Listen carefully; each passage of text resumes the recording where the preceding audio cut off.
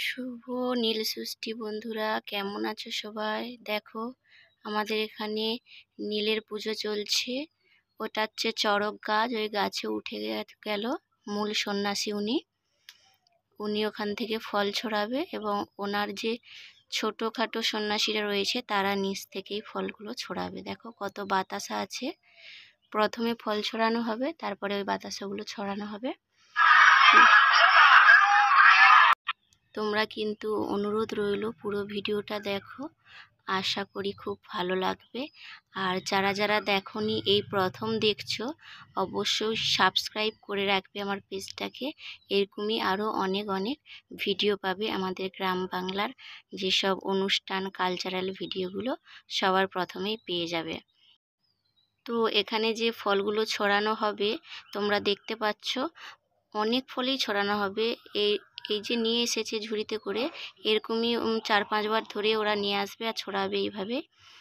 এই ফলগুলো অনেকে স্পন্সর করে থাকে, কেউ আলু, কেউ বিভিন্ন ধরনের সবজি, এগুলো স্পন্সর করা দানের সবজি, সেইগুলোই আবার গ্রামবাসীদের মধ্যে এইভাবে বিলিয়ে দেওয়া হয়।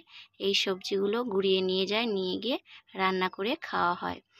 তো দেখো কত সবজি ছড়ানো হচ্ছে আর কত মানুষ এসেছে, দেখেছো কত সুন্দর। দেখো বেল আর পেঁপে, আলু, কলা, বিভিন্ন রকমের সবজি, এঁচোড়, তোমরা দেখতেই পাচ্ছ অবশ্যই।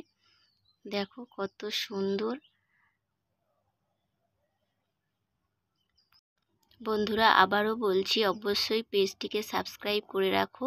এরকমই আরও অনেক নতুন নতুন ভিডিও আসবে পরে, তবে তার আগে সাবস্ক্রাইব করে রাখতে হবে যাতে প্রথমেই ভিডিওটি পেয়ে যেতে পারো। দেখো আবারও নিয়ে এসেছে, ওই যে কত বড় পেঁপে, এঁচোড়, কত কত ফল নিয়ে আসছে।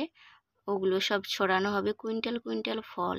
এরপরে আছে বাতাসা, বাতাসা প্রায় 4 কুইন্টালের মতোই ছড়ানো হবে। আর এই ফলগুলো তো খাওয়া শুরু করে দিয়েছে। হ্যাঁ, বেলগুলো ছড়ানো হয়। বেলগুলো একজনের মাথায় বেল পড়ে গিয়ে ফল গুড়ানোর সাথে সাথে খুব মজাও হয়। এই দেখো কত বাতাসার ফল আমরা গুড়িয়েছিলাম, দেখেছো? পুরো এক গামলি ধরনের দেখো সমস্ত সবজি, এখানে কত সবজি গুড়িয়েছি আমরা। এক গামলি হয়ে গেছে। আর বাতাসা তো এক থালা, তোমরা দেখলে। আর একটা যেটা ইন্টারেস্টিংয়ের বিষয় হচ্ছে, যার পুত্র সন্তান হয়নি বা সন্তানই হয়নি, এই বাবার থানে এসে মানসিক করলে সেটাকে বলা হয় হক ধরানো। তো মূল সন্ন্যাসী যিনি আছে উনি একটা ফল দিবে,